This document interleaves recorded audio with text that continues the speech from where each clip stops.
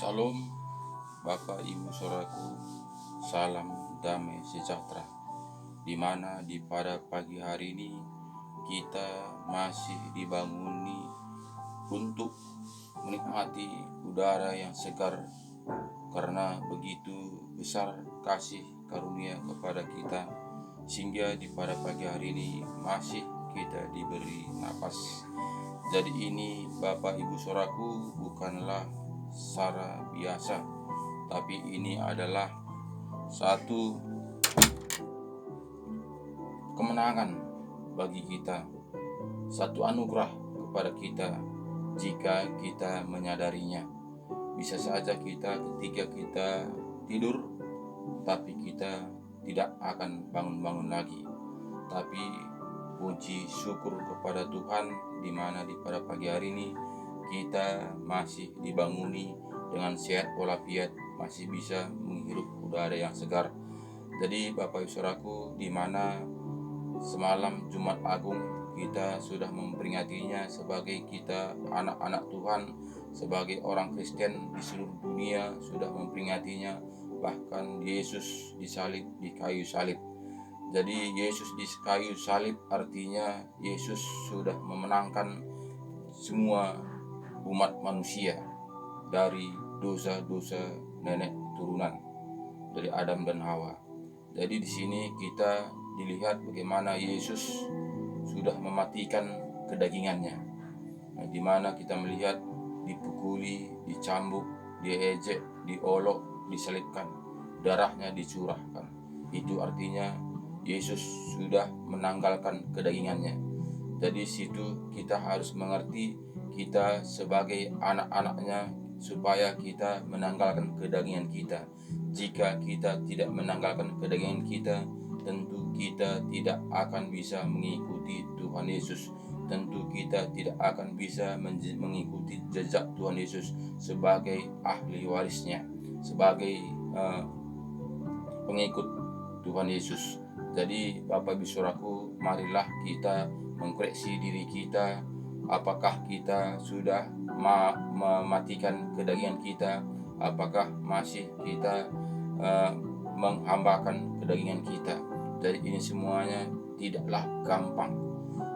Kita menjadi anak-anak Tuhan tidaklah gampang.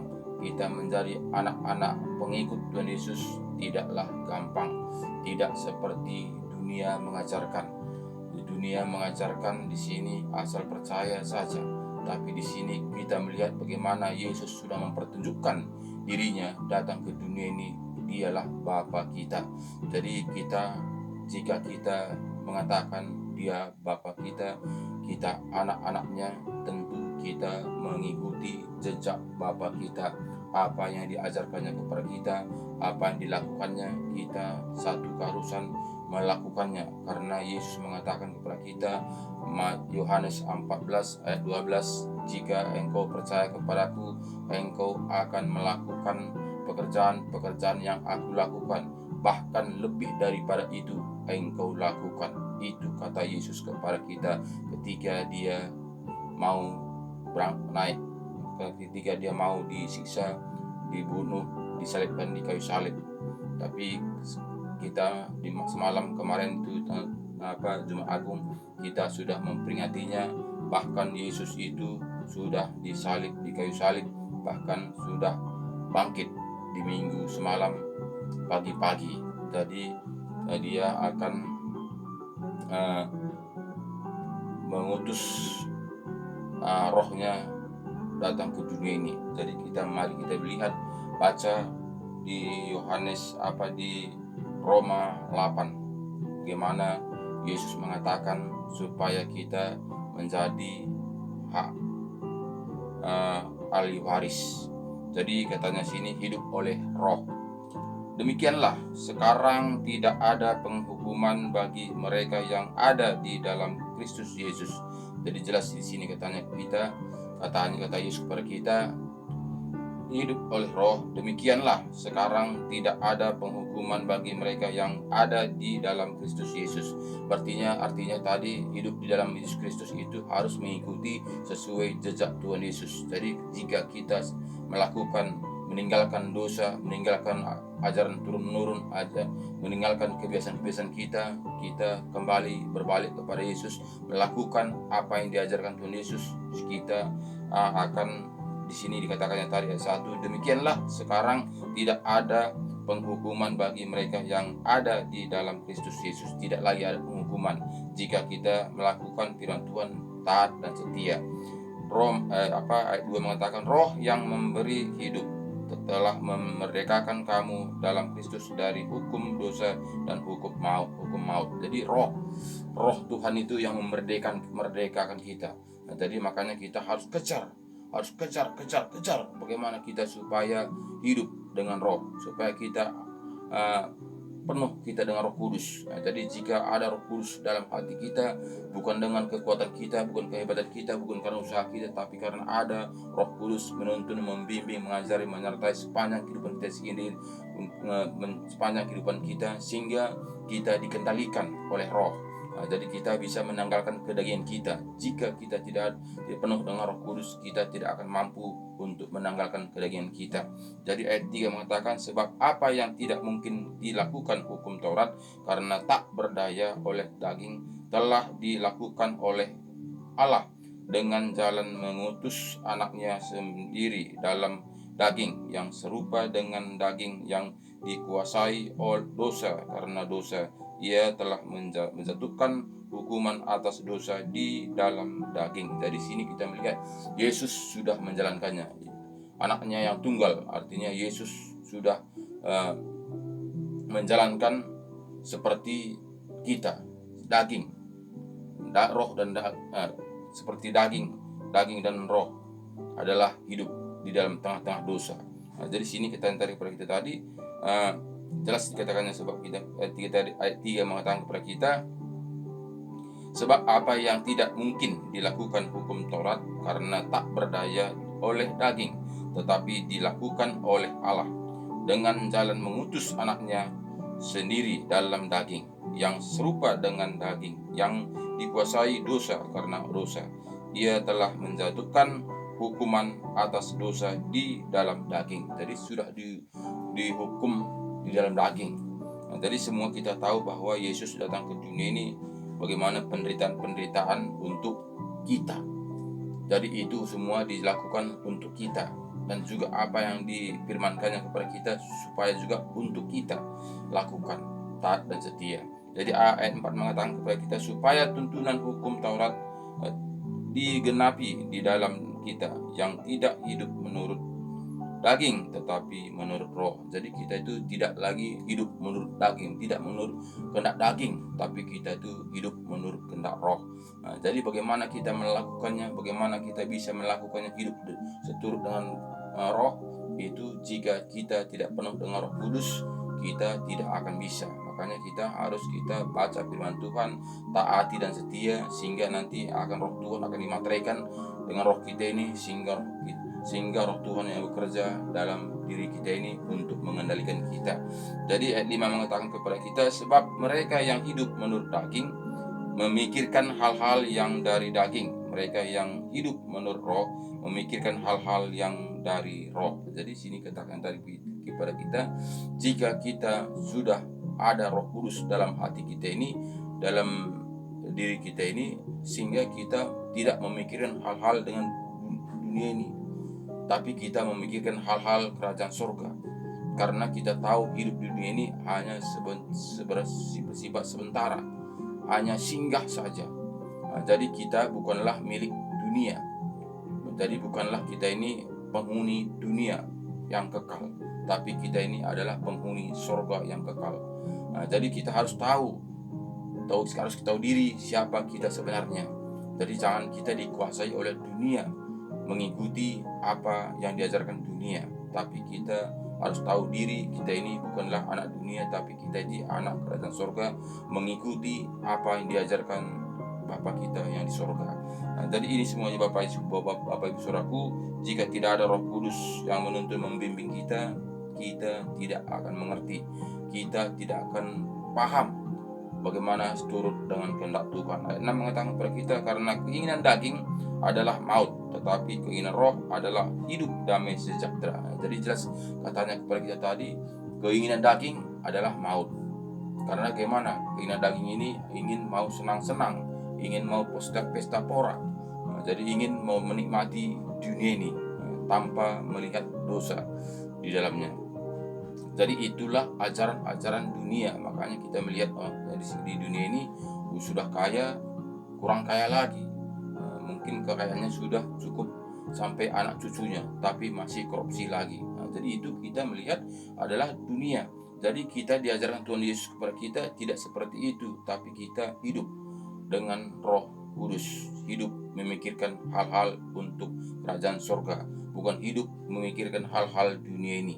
Tapi hidup untuk memikirkan kemana kita sesudah kita meninggalkan dunia ini. Itu sebetulnya yang kita pikirkan. Jadi bukannya kita tidak butuh duit, butuhnya duit, tapi bukan itu utama. Tapi paling utama kemana kita sesudah meninggalkan dunia ini. Jadi jika kita hidup dalam roh, tentu kita memikirkan hal-hal seperti itu. Jadi banyak orang-orang Kristen yang kita melihat walaupun dia hidup dalam kekristenan masih memikirkan hal-hal dunia ini. Hamba-hamba Tuhan pun masih begitu, kebanyakan seperti itu. Kenapa? Karena dikuasai oleh dunia ini, pikirannya dikuasai oleh dunia ini, sehingga kadang-kadang yang dipikirkannya untuk dunia ini, untuk yang ditinggalkan. Sehingga dia tidak mau untuk berbagi kepada sesamanya manusia, kepada janda-janda, kepada orang-orang miskin, kepada tim piatu, tidak mau berbagi, ditimbun semua hartanya. Untuk apa itu semuanya? Semua itu akan tinggal. Jikapun kita tinggalkan itu anak cucu kita itu akan berkelahi, berantakan, bacok-bacokan.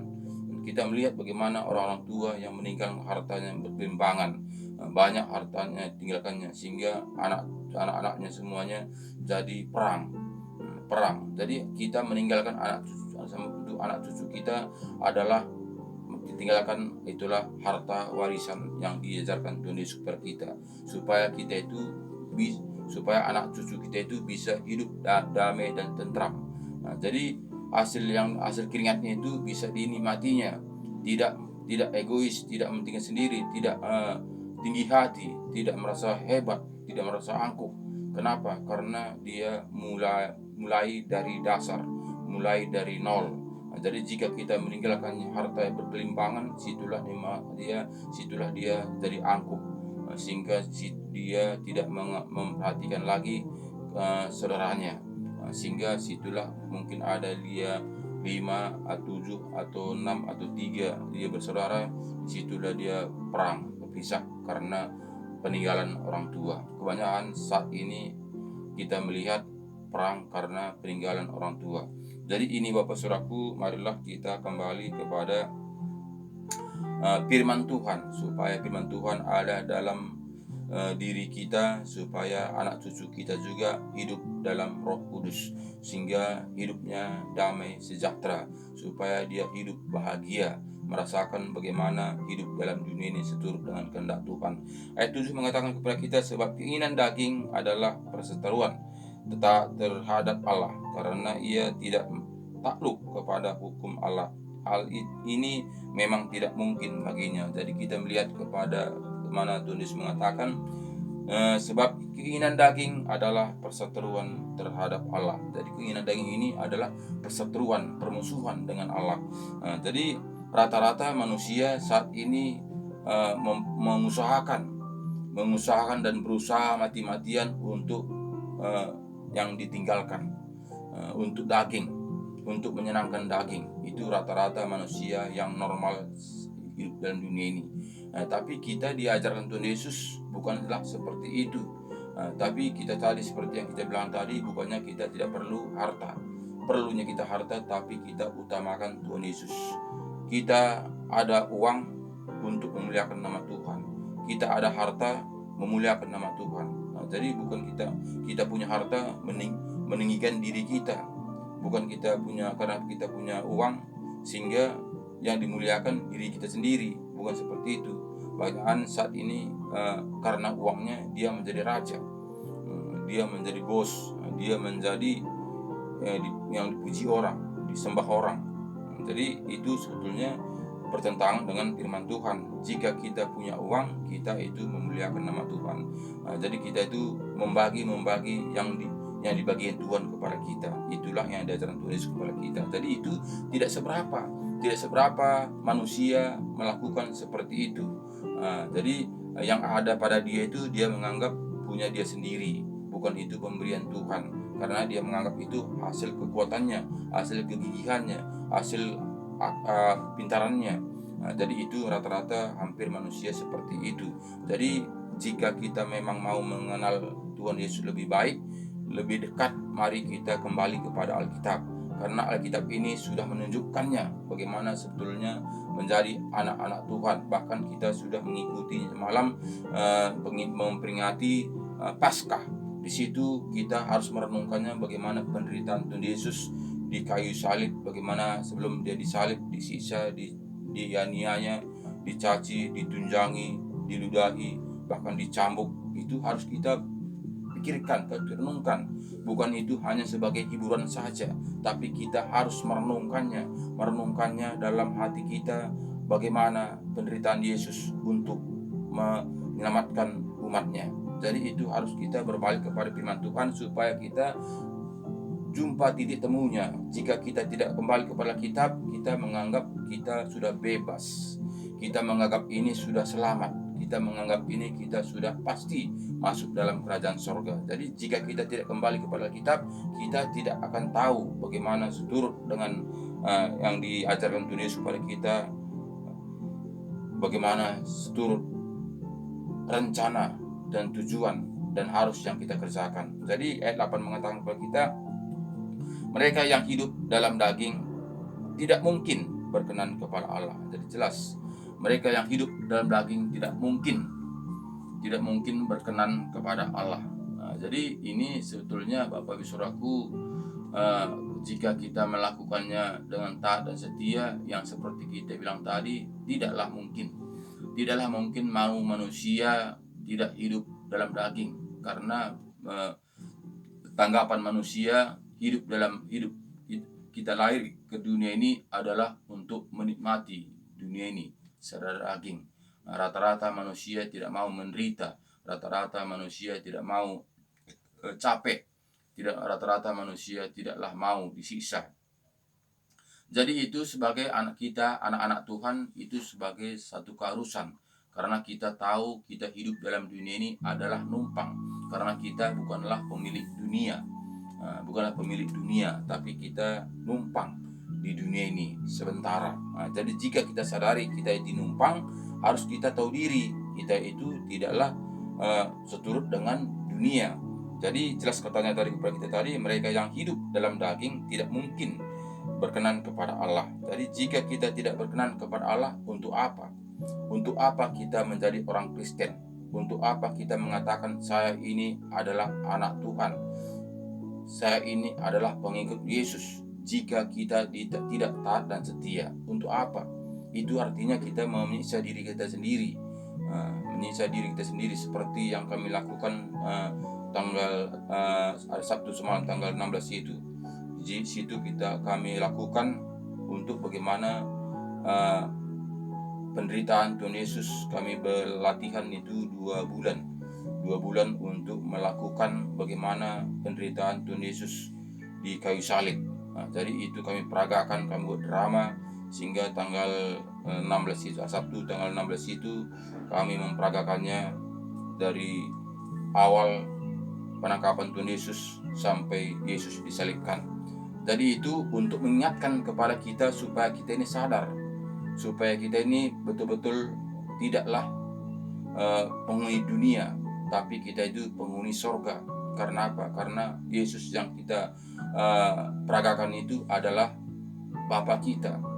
Bagaimana kita perbuat dia, kita ejek-ejek, kita olok, kita mengatakan salibkan dia. Sepanjang jalan kita mengatakan salibkan dia, bunuh dia, salibkan dia, bunuh dia.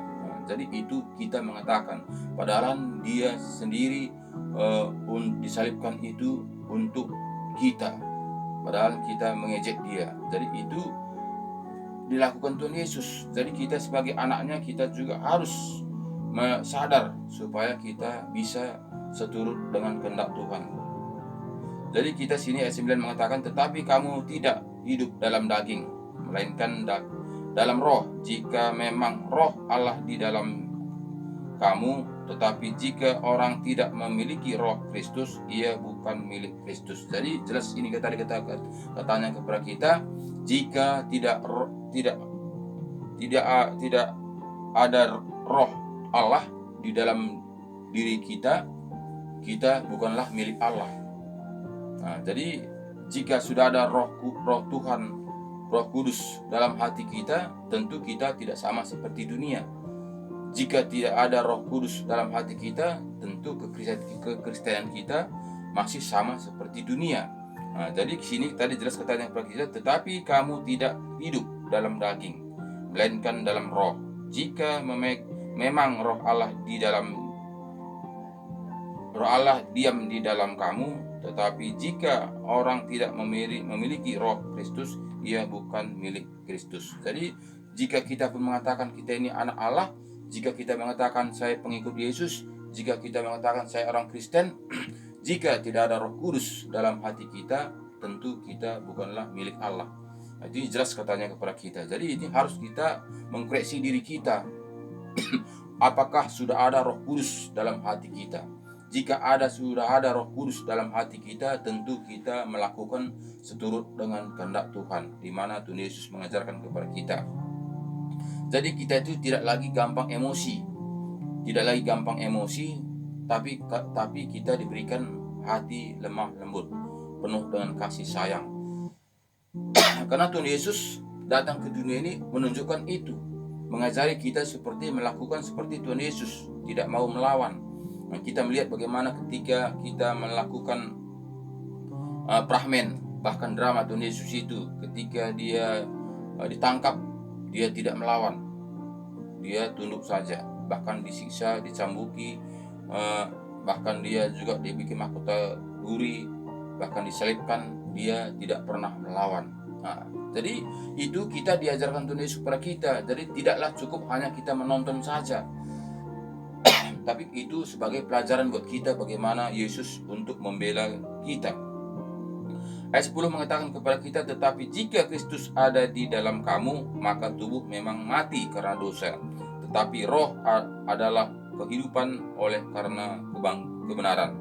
Nah, jadi sini kita melihat memang manusia semua mati, karena perjuangan kita bukanlah daging, karena daging kembali kepada debu, karena dari debulah diciptakan daging kita. Nah, tapi roh yang ada dalam kita ini kembali kepada Allah. Nah, jadi roh kita inilah nanti akan dihakimi menurut perbuatan kita. Jadi bukan daging kita, bukan daging kita nanti dilibasi, bukan daging kita ini dibakar, bukanlah nanti daging kita ini yang dihina, dihukum.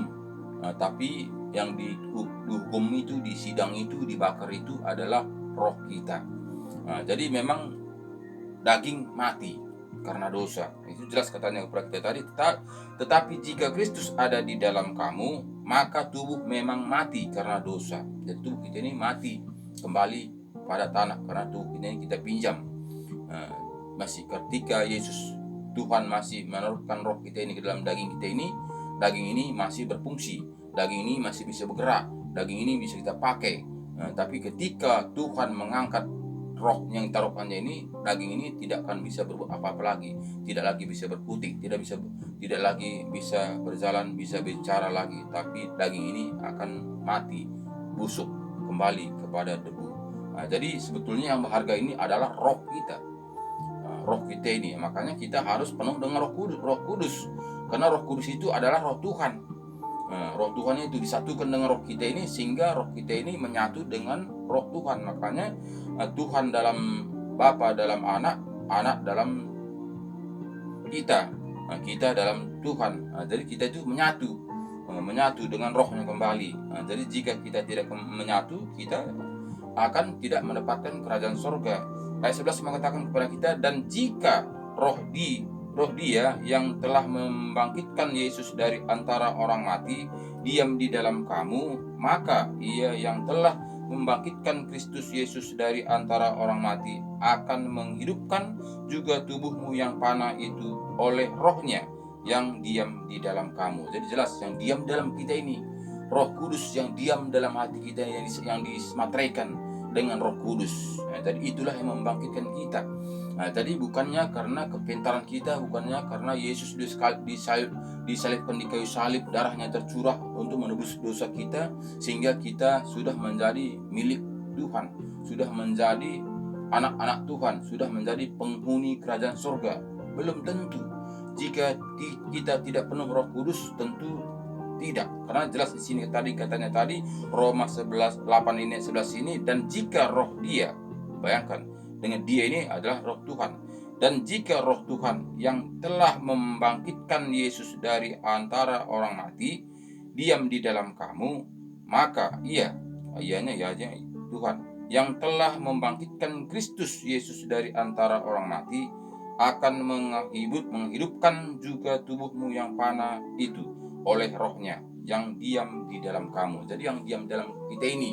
Nah, jadi kita harus berusaha semaksimal mungkin supaya ada Roh Kudus diam dalam hati kita ini, dengan dalam bersatu dengan Roh kita ini. Jika belum ada, mari kejarlah, carilah Roh Kudus itu supaya kita bisa dimateraikan dengan Roh Kudus. Karena jika kita membaca firman Tuhan, jika kita tidak ada Roh Kudus untuk membimbing, membukakan rahasianya, kita tidak akan mengerti. Tapi jika sudah ada Roh Kudus dalam hati kita, dimateraikan dengan Roh kita ini, kita tinggal mengalirkannya, tidak lagi susah lagi harus kita pikirkan apa yang kita khotbahkan ini hari, apa yang kita sampaikan kepada ini hari, tapi Roh Tuhan yang bekerja.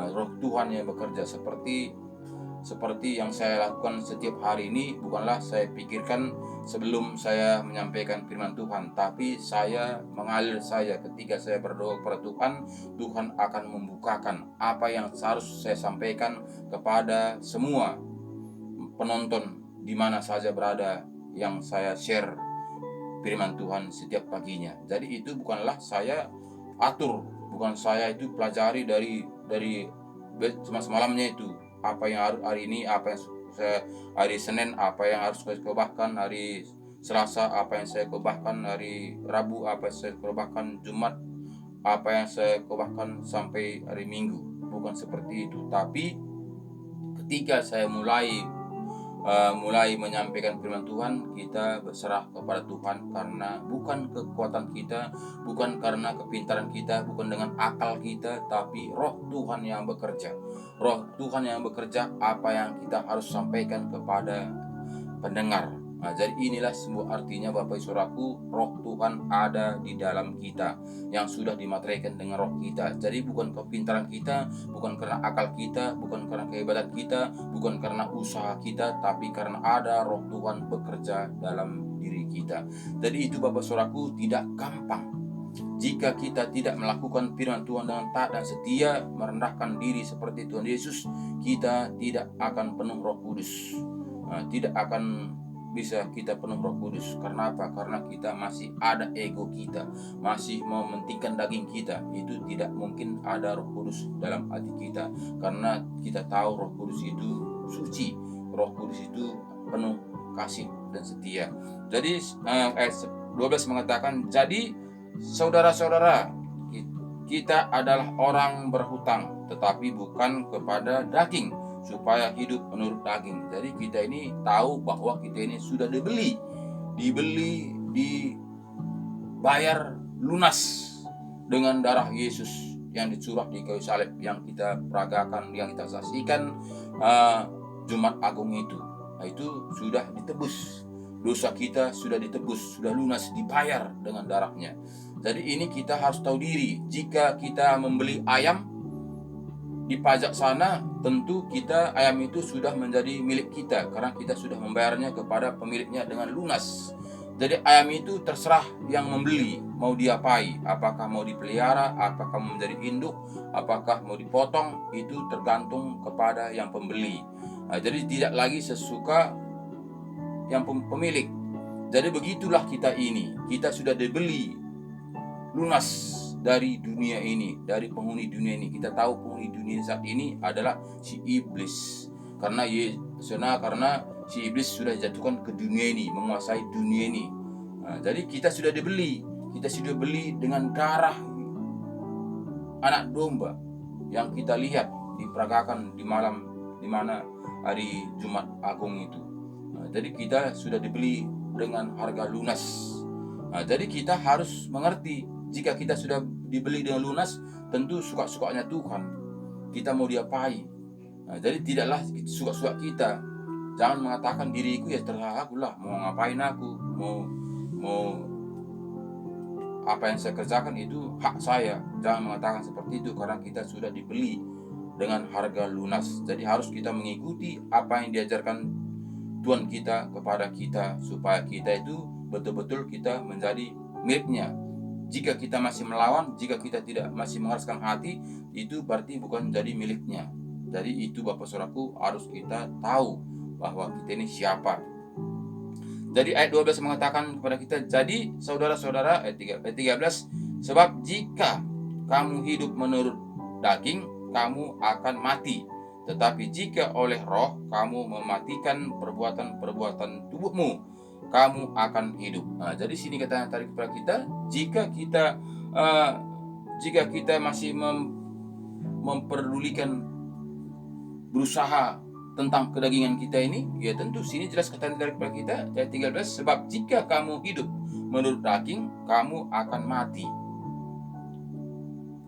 Jadi bukanlah yang mati itu bukanlah roh, bukanlah daging kita ini, karena tadi kita dengar tadi bahwa daging ini memang mati, harus mati. Gak ada manusia yang hidup selama-lamanya di dunia ini. Daging ini mati, tapi perjuangan kita yang terceritakan ini bukanlah daging. Sedangkan Tuhan Yesus sendiri mati. Nah, tapi kita melihat dia bangkit, rohnya bangkit, Dan yang kita lihat itulah rohnya, itulah Roh Kudus itu. Makanya kita tidak melihat diam dalam hati kita ini, Roh Kudus itu tidak melihat, tapi kita bisa merasakannya. Bagaimana kita merasakannya? Kita ada perubahan. Dulu mungkin kita mencuri, dari sekarang tidak. Mungkin dulu kita jahat, sekarang tidak. Mungkin dulu kita mata-matai orang, dari kita sekarang ini tidak. Mungkin dulu kita egois, sekarang ini tidak. Mungkin dulu kita tinggi hati, sekarang kita merendah hati. Nah, jadi ada perubahan dia. Jika kita masih belum ada perubahan, tapi kita mengatakan saya ini anak Tuhan, saya pengikut Yesus, itu masih dipertanyakan.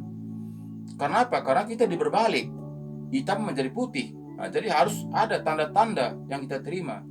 Nah, jadi janganlah kita ini menjadi orang Kristen ikut-ikutan. Janganlah kita ini Kristen kita Kristen keturunan. Karena nenek moyang kita Kristen, kita menjadi orang Kristen. Itu kita tidak akan mendapatkan apa yang dijanjikan Tuhan Yesus kepada kita. Jadi